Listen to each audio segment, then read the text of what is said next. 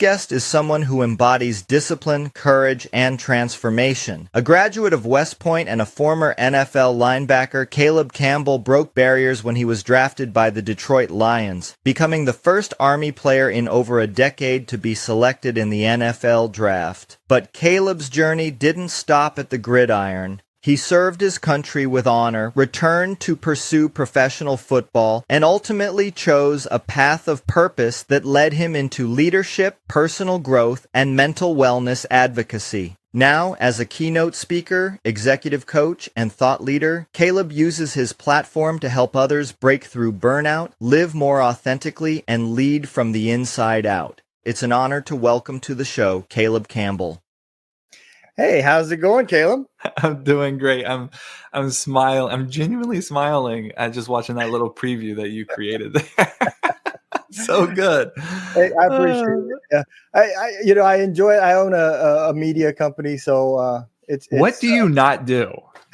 I've known you for 3 minutes, and you have told me like 5 different things that you do, and I'm like, do we both have 24 hours in a day? I gave up sleep. There you go. But I truly enjoy it, and it's been great trying to get other veterans podcasting and meeting people like yourself. That's awesome. Well, it's an honor to be here today. Thank you. Why don't we start with what brought you to West Point? What said, hey, I'm going to be an Army officer? Man, I think there were so many different factors that played into that decision, and ultimately it was my decision.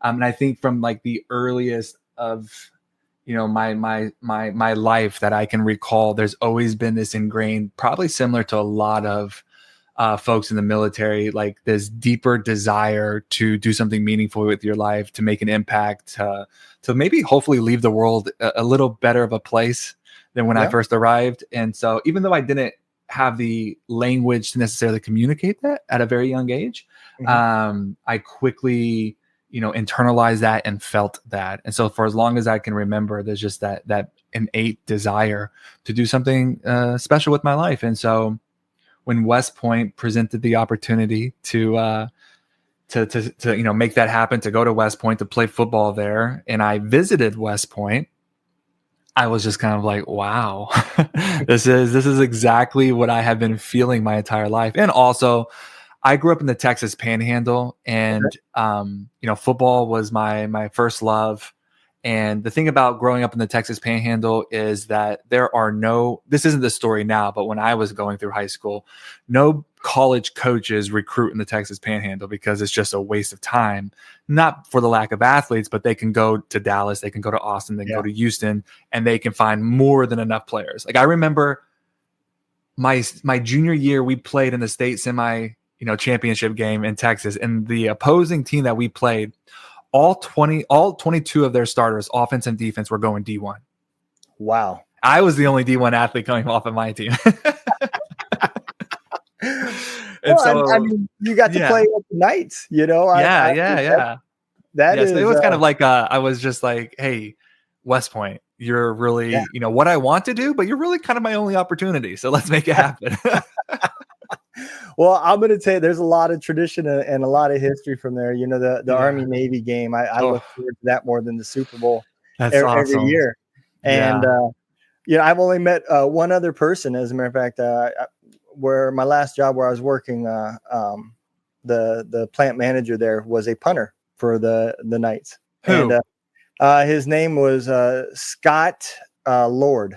Okay, very cool. Yep. He his grow to fame was John Madden called one of their games, and when he punted the ball, he was 325 pounds as a punter, and when he punted the ball, his jersey came up, and Madden kind of circled his belly and said, "How big is this guy?" That was his call to fame. Hey, listen, anything that you can do to feel more special in your life, I support this. Absolutely. So, you go to D1. I'm sure that was exciting, and then now you're going to West Point, where you have a future as a soldier, an officer, and end up getting called to the NFL. I mean, life is pretty amazing at that point, huh? One could say that. And I think that was like the big discrepancy in my life that created so much internal instability, is that I think the facade that I presented to the world was like, hey, look, West Point graduate, Army officer, just got selected in the NFL draft. Life is good. Yeah. But I think, behind the scenes, the truth of my experience is that, I felt like a fraud every day of my life. I was suffering from panic attacks on a daily, sometimes, on a weekly, if not daily basis.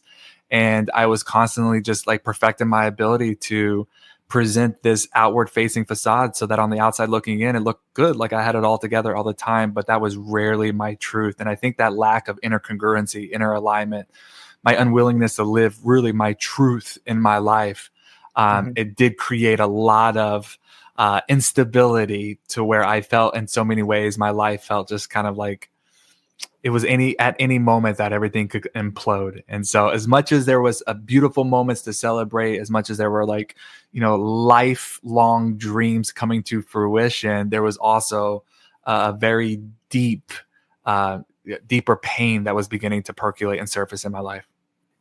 Yeah, I could definitely relate to that. I mean, that sounds like the life of a veteran of nowadays. Absolutely. Yeah. I think Brene Brown, the social scientist, the writer, researcher, I'm sure you might know her name.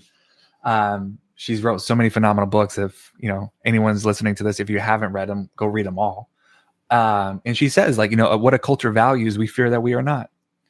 And, like as a veteran and as an athlete, cultures, they value having it together all the time. They value hard work, perseverance, grit, determination. They value, perfection in so many ways.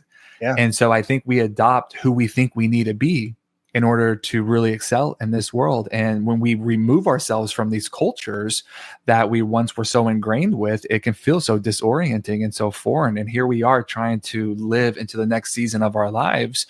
But there's no real alignment between what we are presenting to the world and who we are, because we're still living based on who we think we need to be to show up in this world and to do our best work and to live happy lives. And if one doesn't know how to navigate that distance between who you used to be and who you're becoming, or what once was and what will be, like, it can be a very disorienting, frustrating, lonely, and a scary space. And so, yeah, I think you hit it right on the head when you say it's a story that a lot of veterans know, because I think it is.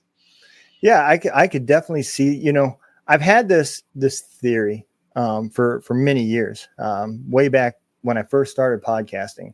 And I really, I played sports all through high school, and I went straight in the military because I got married, and I didn't go to college. I got married right out of high school and said, hey, I need a job. And that was back in 94. Wow. Where'd you grow up? I grew up in around Lincoln, Nebraska, a small town outside Lincoln. Yep. And then I ended up, every time my enlistment was about up, I said I was getting out, and then I re-enlisted, and that went on for 20 years. And then I finally retired. But I've always had this theory, right? Because I know what it takes to play at a top level as an athlete. It's not just the physical side of it. There's a mental side to that too. And I kind of relate our modern day warriors to that level as well. And I've always kind of wondered if there was something that we could do to train mentally to prepare soldiers before combat to mitigate and help with some of the trauma after combat. And I never knew if there was any kind of relation to that. And I've reached out to several sports psychologists and stuff, and just haven't had any luck getting somebody on to talk about that. But you are absolutely right. You have to have the ability to navigate and have preparedness to handle those. Yeah. So when that, can I speak to that real fast? I think that's absolutely. a really interesting comment. I think at the end of the day, like, what we prioritize, we value. Yep. And for a soldier, like, you are prioritizing certain characteristics and personality traits that, we are taught that we need to be in order to be a very successful, especially wartime soldier. Right. And I think all it takes, and I honestly think, I can only speak from the U.S. Army. I had somebody reach out to me earlier last year, and they wanted me to come to a post, and I'm not going to say any names, but they had, suffered from like multiple suicides in a really short period of time. And they were looking for somebody to come in and start like talking about mental and emotional health. And I said to them, listen, I would love for that to be me. It would be an honor to go and to create the space and to share my story. But it's doing them a disservice if you're having me come in to talk about mental and emotional health and throwing them back into a system that created the unrest in their mental and emotional health. Yeah. And so what we prioritize, we value, and what you prioritize is not their well-being. You prioritize their output as a soldier. And so the system has to change. And so the theory why I think you're probably getting pushback is you're trying to change a system that really has a hard or adverse response to change. Yeah. And so it's very simple from a leadership standpoint. Like if the system's not going to change as a leader, how can we prioritize the characteristics or the qualities that allows us to have the mental and emotional flexibility and ability to bounce back, the ability to shift paradigms, to see things differently. And so what would it look like, especially like as a leader of a company or even a platoon or a leader of a family, to start prioritizing vulnerability, to start celebrating vulnerability, to start taking the moments when your child shows up and shares something a little raw and honest and saying, that must have been really uncomfortable for you. I know I'm your father, I'm your parent, but that was beautiful. Like your willingness to be a little vulnerable and to embody authenticity in that moment. You didn't even know what you were doing and you did it. Like, what if we celebrated that and prioritized that so that we can show them that we value that? Yeah. And somewhere along the way, we start to realize that this is what makes us not just a better soldier, but this is what makes us a whole person. And I completely agree that by doing that, that doesn't make you weaker. No. Like, it gives you you another tool in your toolbox. And there's times when you're in combat that you have to be able to turn off some of that anger. There is quality that comes from missions that spends time at orphanages and area gathering intel. And if you come in there with that harsh soldier, you're losing all that stuff. And I think it can be done both ways. I really do. It can. I did 10 years in the special ops community, and then, total from you underachiever. Yeah, I know. I did 68 months total from Bosnia back in 96, all the way up to when I retired in 2014. And I remember a colonel telling me something that, I didn't think. I was like, he doesn't know what he's talking about. And this was right after 9/11. And I stood up and I said, our first battalion had already deployed. And I asked him, I said, hey, when is it our turn? When do we get our chance? And he looked at me and he said, watch what you ask for, because you might just get it. And I remember towards the back half of my career saying, when is it somebody else's turn? Yeah. I am tired, Yeah. None of us, at least I didn't think that this was ever going to be a 20-year war. And it was then when I retired, and when I walked away from the military, I was already planning my next step, and that was suicide. I was done living. At the time, I thought I wanted to die, and the truth was I just didn't want to live. And it wasn't that I wanted to kill myself. I just wanted to kill what was inside me. Yeah. And I think it's important that as leaders, we understand that side of the aspect, the mental side of it. Yeah. That's how you get ahead of the problems. Yeah. It doesn't mean they can't deploy and they can't still be soldiers. Yeah. And I think it's a great conversation to have. And I hope, someday I get to have it with a psychiatrist. I don't know what they're about to do, Yeah. Well, thanks for sharing all of that. And, you're right. As a leader, the hard part, or what I'm like really pushing back on as I'm like engaging this work in real time, is like, I have come across a lot of leaders, and I'm not just talking about in the military world, but like inside of organizations that like want to see this growth inside of the teams that they are leading. But the truth is, like, you can't lead somebody where you're unwilling to go yourself. Yeah. You can't Oh, see yeah. something. You cannot see something that in which you are unwilling to see within yourself.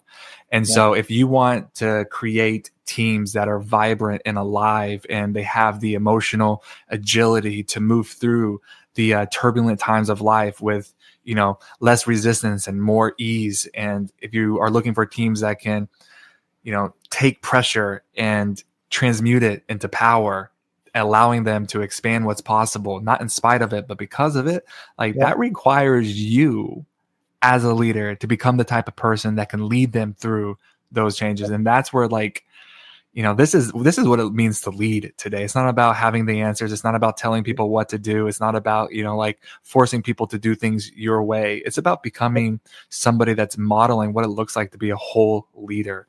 Yep. And that takes some courage. Yeah. And it's not easy. That's what I told all my junior NCOs.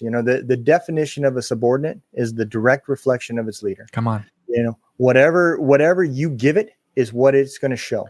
You give it bad info, bad leadership, and that's what you're going to see when it becomes a leader. At the end of the day, it's not the subordinate's job to adjust how they learn.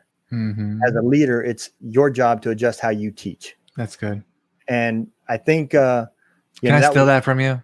Absolutely. Yeah, absolutely. Yeah. But it is so important. That's how you reach people. Yeah. Good. If you come in with that dictators type leadership style, it's going to work for very few and only for a short time. Yeah. But you're going to miss out on all the great future leaders that just turn themselves off to you because you couldn't reach them. Truth. Yeah, it is true. So you get to the point that now you've got the opportunity to, the NFL says, hey, you're getting drafted and you're going to the big leagues. And it was the seventh round, right? Seventh round. Yep. And one of the few to ever get drafted. Second and last one to ever get drafted. Yeah. And I didn't talk about that, but I feel like there's been such a divide. I gotta be careful on what I say here. Okay.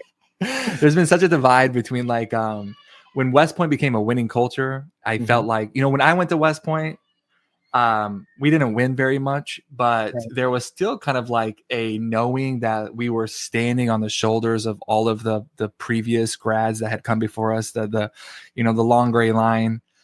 Even as a football team, we were standing, I felt such deep connection to the people who came before us. Yeah. And there was an honor there. And then, I felt like, I don't know. I feel like I don't feel part of the Army football program anymore. I don't feel like, that's it's not like what it once was. And so, I mean, I'm not saying it's right or wrong. I'm just simply sharing my experience. And partially it's probably my fault just for not being as involved as I could be, maybe. I don't know. But I say all of that because I've been making a point to say, yeah, y'all have been winning. Y'all have had some great players, but I am still the last one to ever be drafted. Yep. Yeah, absolutely. And, look, when I was growing up, that's what I wanted to do. I wanted to be a cool. Okay. I see that Joe Burrow's jersey back there. Matter of fact, I can scoot over and there's Ken Anderson. Okay, very good. I have been a Bengals fan since the 70s when all they could afford was a sticker that said Bengals. So I know all about losing teams.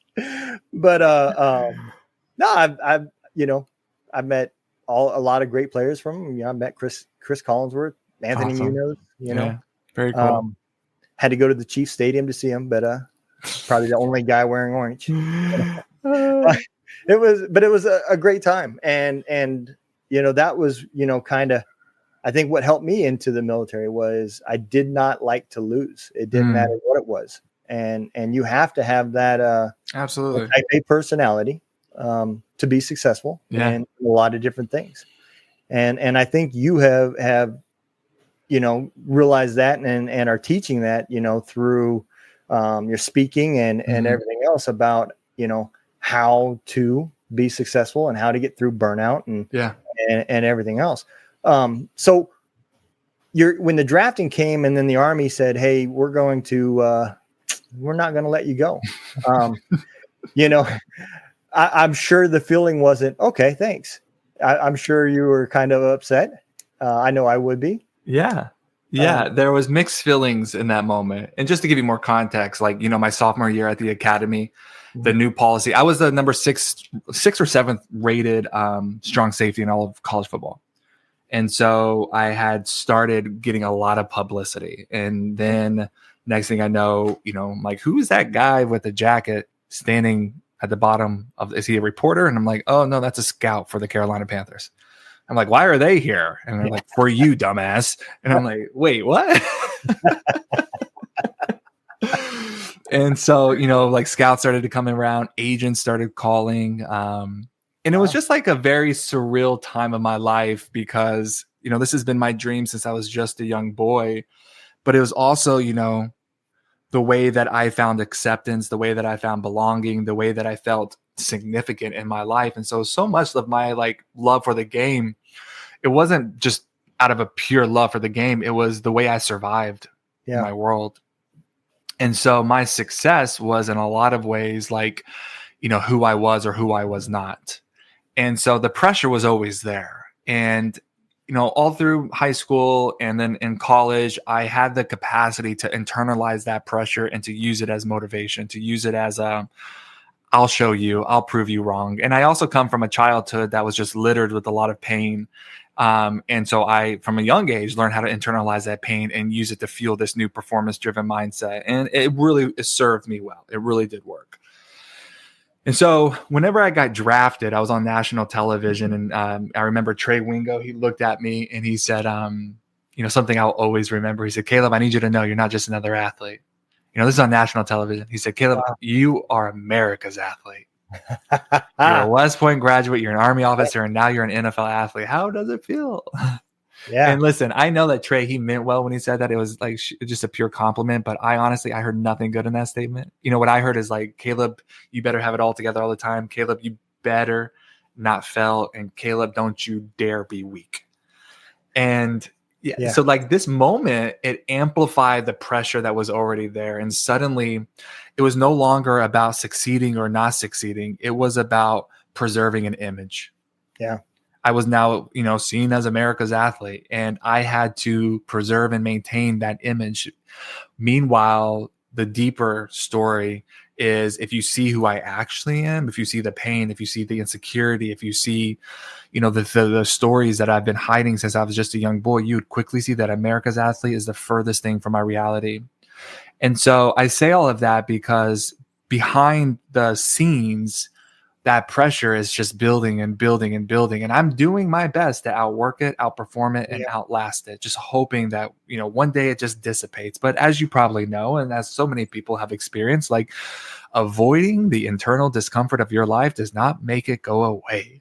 Nope. It compounds. Yeah, it compounds and it amplifies. And so it was growing and growing and growing, and it really affected my performance. And so I got drafted and I went out to, Detroit for their off-season workouts. And I honestly played better football when I was 7 years old. I was just not able to. I also was moved positions. They took me from strong safety to linebacker. And if you know nothing about football, just know playing 10 yards off the ball is remarkably different than playing 3.5 yards off the ball. Yeah. And it was just a really slow transition for me. I didn't catch it because at the time, I didn't know the game of football very well. One, at West Point, football is the last priority. Yep. Two, I had such great speed for my size. I always relied on my speed to make up for mistakes. And so I never actually learned the game of football. I knew what to do as my position, but I never knew like why my role affects the, defensive end and the, defensive tackle that are in these positions. Like I never knew the bigger story that was being played out and the defensive structure of the game. Yeah. And so when I got moved to linebackers, that just required a completely new way of knowing the game. And it just affected my performance, which then amplified my fear. And then that fear, trying to hide that fear, trying to ignore it, it just completely started to pressurize my life to where, I was just a fragile person. And so when they told me I couldn't play, I'm talking like that morning, I'm getting ready to sign my first NFL contract and start training camp that afternoon. Wow. And my agent calls me and he says, "Hey, you got to get to the stadium. Something is happening. So I got to the stadium. I walk into this room. I scan the room, and I quickly noticed that anybody that had somebody with the Detroit Lions organization, they're all seated around this table having a conversation about me. And when I walk in, I sit at the table, and there was this black conference phone sitting in the middle of that table.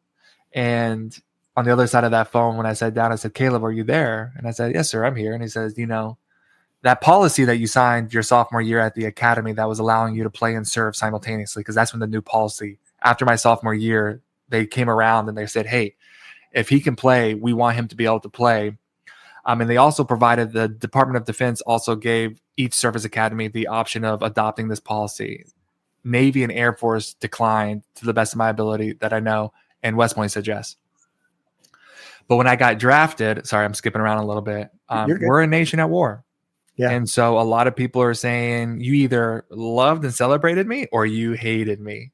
I still have a letter, and the only reason why I'm bringing this up is because I'm writing about it in my book. But I remember shortly after getting drafted, I got a letter. I got tons of fan mail at this time, and I opened up this letter thinking it was another fan mail, and I opened up this picture, and I saw just a body of a dead soldier.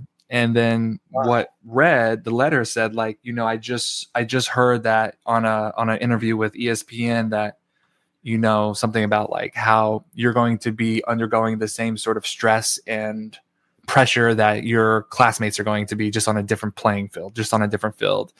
And he said, like, what about playing in the NFL is equivalent to this? And he said, like, I thought you wore a C on your uniform that stood for captain, but it's clear for you, it means coward. All you do is cut and run. And that was like a moment for me of just like, shit, like, this is so much bigger than I thought. Yeah. This is so much bigger. And now, like, there's open criticism. And at that time in my life, I had the emotional intelligence of, I don't know, a worm. And I didn't know how to handle that criticism. So all of these things, amplified the pressure, and so much of my identity and my sense of acceptance in this world hinged on you seeing me in a certain way, right? You seeing me in a positive way. And so when now I'm on the verge of starting my first NFL career, fully feeling the pressure of everything that's happened, and then they tell me that I can't play. Yeah. I was overwhelmed with joy. I was like, thank you. I didn't say this. I didn't say, right. Yeah, sure. There's like, I believe for every person, there's multiple parts that make up our person, right? There's multiple parts of us. And there's a part of me that was bummed. There's a part of me that was angry. Like I did follow all of the rules. I asked and I did everything that you required of me. And now you're telling me, with my contract on the table, my jersey hanging in a locker below us, like it's over just like that. Like there's nothing I can do. Like you lied to me.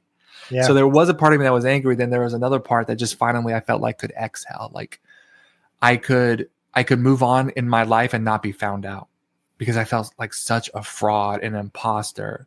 And they went on to tell me that, like, you've got 2 years, you can go back and serve for 2 years. And if you can keep the game alive, if you can stay in the shape that it requires to play at this level, and also, get a new NFL contract, which I don't know if you know this, but getting a contract in the NFL, kind of hard. It is definitely hard. They said, you can make your way back to the NFL. And it was a tough decision to make, because I knew that this was going to cost me in a way that it has not cost me before. I knew that this was going to require me to push forward like never before. This is going to require me to dig deeper than I've ever dug before. And it was also going to require me to block out some of the voices in my life, voices from people that I truly cared, that were telling me just to hang up my cleats. Like, I gave it a good run. It's time to move on in life. And when it was all said and done, I decided that I wanted to give it a shot. And that's when I returned back to the military, fulfilled my requirement in the military, and was able to stay in shape and keep the dream alive. I'm talking like 5 a.m. PT sessions with your unit, as you know.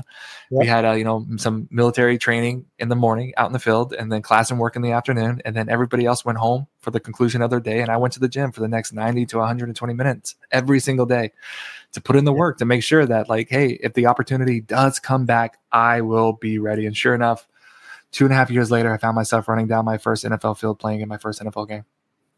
That is awesome. And for the listeners out there that don't know, it's not like West Point is a normal college. The amount of pressure that is put on the students there is ridiculous. I mean, think of it this way. Like, think if you went to a regular school And if you didn't finish in the top percentages, you didn't even get to pick what you did for the rest of your life. That's so true. That is exactly the way it is at West Point. That's only so the true. top percentages picked their MOS. Yeah. The rest said, well, you're not going to be infantry. You're going to be logistics. Yeah. Have fun. And you know what? Have a good attitude. Yeah.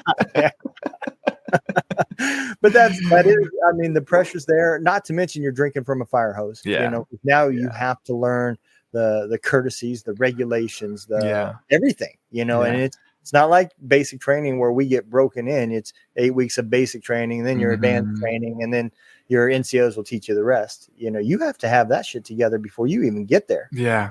You know, you walk into being in charge of a platoon of 50 people. Yeah. I walked into being in charge of cutting grass. There's a huge difference.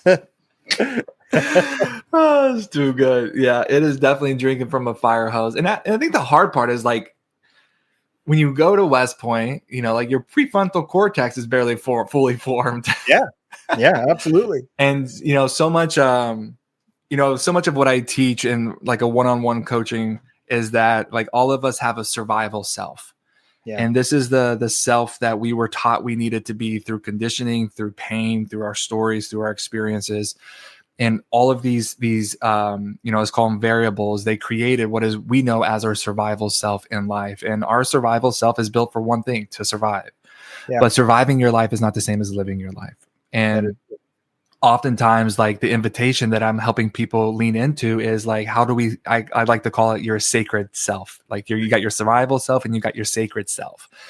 And for you to become, and before you to step into a new way of living and a new experience in life, it requires a new you. And so we were going to have to do the work of shifting from your survival self into your sacred self. And our survival selves are created to protect us at all and any cost. And so even at West Point, you know, I'm fully operating in my survival self that has internalized so much pain and discomfort and shame and fear. And I use them as protection mechanisms. My life is very volatile. I have a serious anger problem. I don't know how to let people close to me. I don't know how to let people in. I don't know how to slow down. I am one speed. And if you're in my way, you're getting bulldozed over. In a lot of ways, I just wasn't a pleasant person to be around because I was so deeply wounded and insecure. And it was all wrapped up in this, body of a 6'2", 19-inch neck, strong safety. And who learned to stay anytime he felt vulnerable, learned how to deploy anger to recontrol a situation. And so I think all of that, and I say all of that because it just amplified the experience, right? It amplified the pressure and amplified the intensity. It amplified every dynamic of not just throughout West Point, but also, in the military and leading into the NFL. And it was there in the NFL after, making a childhood dream come true, where I realized that the way that I'm doing life, like the perfecting the facade, disconnecting from anything happening within myself, pushing it to the side and just driving forward at all costs, like it reached and allowed me to reach a high level of success, but it was destroying my life. And, there is a certain type of pain that surfaces when one accomplishes the dream, but realize that they are just as empty, if not even more empty than when they started. And in the middle of my NFL career, I didn't know how to handle that pain. So I started to cope with it in really unhealthy ways. A lot of substance abuse. Yep. And I remember waking up one morning, missed practice. I was out all night partying, and I was looking at my bedside table, rubbing the sleep from my eyes. And I saw the mixtures of uppers and downers and realized that I was actively trying to disappear. I felt so trapped, so stuck, and so disconnected. I was just actively trying to disappear. And it wasn't that scared me. It was the fact that I felt relieved by that. That scared me. Yeah. And it was a moment that it allowed me to take the real gravity of that situation in. And I realized that if something doesn't change and change soon, it's only a matter of time before my parents get a phone call notifying them that their son is no longer with them. And that's when I had to make the hardest decision of my life. And what felt like weakness, what felt like failure, what felt like giving up, I decided to hang up my cleats and walk away from it all. And I say all of that because now when I look back, I look at the depth of joy in my life today. I look at the beautiful family that I have, the Yeah. nourishing relationship that I have with my partner, just, the friendships, the community, the work that I get to do in the world. Yeah. I look back and I realize, my God, none of this would exist if I didn't have the courage to walk away from what no longer works. If I didn't have the courage to choose vulnerability, to embody authenticity and say, hey, I need help. Yeah. And the other part that I feel strongly about, and it's just unfortunate for all of our fellow veterans that have taken their life. But one of those things, until you're put on that path that you were meant to be, you're not going to find true happiness. It doesn't matter whether you're living what you thought you were supposed to be. I wanted to be a business owner when I got out, and I owned a trucking company and I made good money, and I was probably the worst in my attitude that I ever had been. I just wasn't happy. I didn't enjoy what I thought I wanted to do. And now I don't make any money, and I am doing what I love and I enjoy it. I mean, I've never been happier than what I'm doing right now. And I think it's just one of those things that eventually, if you just stick around, you're going to find where you're going to be. Yeah. And that was the path to put you where you were supposed to be. Yeah. Absolutely. And once you get there, it's just all that pressure is gone. Yeah. You just realize that the person who you are today is not always the same person that's going to, allow you to get to where you want to be tomorrow. Yeah. And so in so many ways, like, we are a culture that is obsessed with, and this is the heartbeat of my work as a keynote speaker inside of like high performing, high achieving organizations. It's like everyone I know, and just to include like military veterans, like I don't have to tell any veteran how to work hard. Yeah. I don't have to give you, a new sales strategy or a new technique, or, I don't have to tell you how to, be more grateful and more determined in your life. Like, you all have like mastered what I like to call chasing the external edge. And we are a culture that's obsessed with the external edge, the do more, be more, achieve more, try harder, hold on tighter mentality. But like, in a world that simply refuses to slow down, in a world where the pressures and demands are growing heavier by the day, like that way is just not sustainable. And oftentimes when it's not sustainable, what happens is it mirrors back to us either one of two things. One, you're not working hard enough, so do more. Yep. Or two, something is broken in you. Yep. And either way, those two stories that we tell ourselves reflects back an inner inadequacy. And we start to find ourselves, what I like to call soul tired. We're the type of tired that more sleep doesn't solve. Yep. And so much of my work is like, hey, what if the pressure and what if the moments of pain and discomfort are not an obstacle to overcome? What if they're actually the invitation to become somebody new? And this is the real work that we have to undergo, is the inner evolution to emerge out on the other side, a new person that is capable of sustaining the pace that you're running, that's capable of stepping into greater success. Like, this is what, like, I'm going on a little tangent here, and I hope you don't mind, a little rant. Like, everybody wants more success, but the truth is, what they don't understand, and this is what I had to learn the hard way, is the success that you want in your life is going to require more visibility. It's going to require you to show up in a way that's going to, allow people to see you in ways you've never been seen before. And that is riddled with vulnerability. It is riddled with uncertainty and unpredictability. And so here you are wanting more success, but do you even have the capacity to hold that success? And so there oftentimes has to be this internal evolution, this internal transformation that has to take place within us to become the type of person that can actually not just step into greater success, but fucking enjoy it. Yeah. Enjoy it. Like, that's a radical statement to make in our world today. It is. Yeah. You at the end of the day, you will. It is, like you said, especially for soldiers, it is hard. Most of us get that chill down our back when somebody says thank you for your service. Yeah. And now you're talking about being on a stage and being vulnerable, and that is probably scarier than any combat situation. You know, I can Yeah. only imagine. Yeah, that's where the magic is, man. If again, I don't have to teach anybody how to work harder, but I do have to teach people how to let go. I don't have to teach anybody how to grit their teeth and bury their head and drive forward, but I do have to teach you how to ask for help. You know, I don't have to teach anybody how to be more persevering, but I do have to teach people how to see that vulnerability is not weakness. Like it is the greatest definition of strength. And you have survived a hell of a life to get to where you are standing today. Don't you for one moment think you can't do hard shit, because you were made to do hard shit. The hard shit just looks a little different now. Right? It's not about just like holding it all together and pushing through so you can survive another day to come home from a deployment. Now the hard shit looks like admitting that you're feeling a little vulnerable in your life and there's a lot of internal discomfort happening and the pressure is building, and it's not a reflection of your inadequacy. It just means that you've outgrown your current way of life and you're being invited to do something even greater. Like the hard is the same. It's just manifesting in a different way.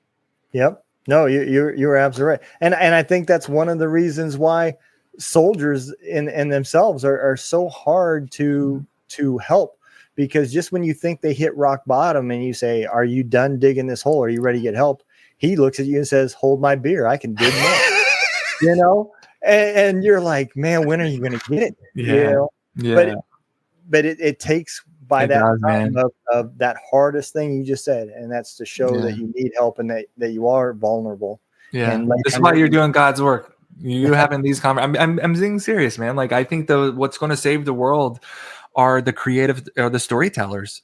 Like are the people who are willing to embody authenticity, especially in the world of AI right now. Like, man, there's like everything is at our fingertips in terms of like AI and techniques and strategies and software. Like we have it all.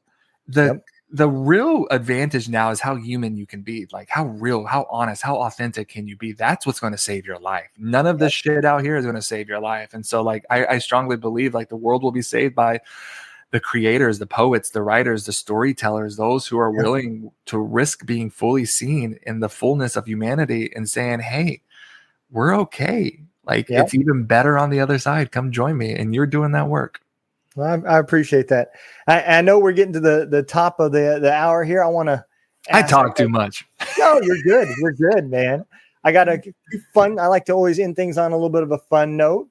Let me ask you this question: if you could pick one person, living or dead, who would you like to have dinner with? So easy. The Rock. Really? I didn't. Hell yeah. Okay. All right. Listen, not only is he a bald man, but you know, us bald men, we got to stick together. I think he is just like, I don't know. He built something special, and I feel like, you know, I don't know the ins and outs of his internal life, but the truth is he's not bleeding all over people like we see a lot of times with these big names, right? Like he's not getting canceled. Maybe that's to come. Maybe that happens, but I think he's doing something right. And when I look at The Rock, and listen, I know he gets paid to act his entire life, but when I read about him and I like really look at his life, it just feels like it's all fully aligned. Like he is not trying to do anything. He's just being himself. And in being himself, he has created a world full of abundance. And I think there's something so profound that we all can learn from that. Yeah. Absolutely. And he does a lot of good stuff behind the scenes. That so much good stuff, right? Yeah. And how can you not love the little rants between him and Kevin Hart? Like they are great. They are great. I wish those would come back. They need to come back. The new Kevin Hart to come back. Yeah.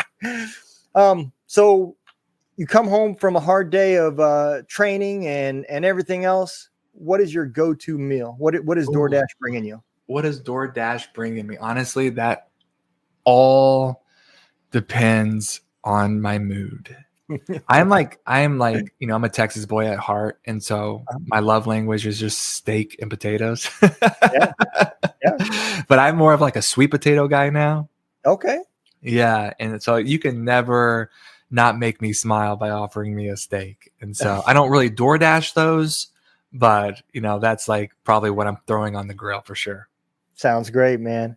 Well, Caleb, I appreciate you coming on the show. I had a great time, and man, people need to go check out, listen to you talk, because you have definitely got it down. There's some wisdom that people can take, and I appreciate you taking your time out of your busy schedule to join us. And if you want to take a quick minute and tell everybody where they can find you and anything coming up, now's your chance. Awesome. Yeah, just mostly can find me at www.calebcampbell.me. Some C-list actor that's unemployed stole calebcampbell.com. And so I got calebcampbell.me. On social media, I'm mostly active on Instagram. That's just Caleb_Campbell. And you can also find me on LinkedIn, but that's where I spend most of my time. So come say hi. All right. Well, guys, I appreciate everybody that listens. And again, Caleb, I appreciate it. Have a great time. I'll go and throw the exit video out, and I'll be right with you. Thanks, boss. Yeah.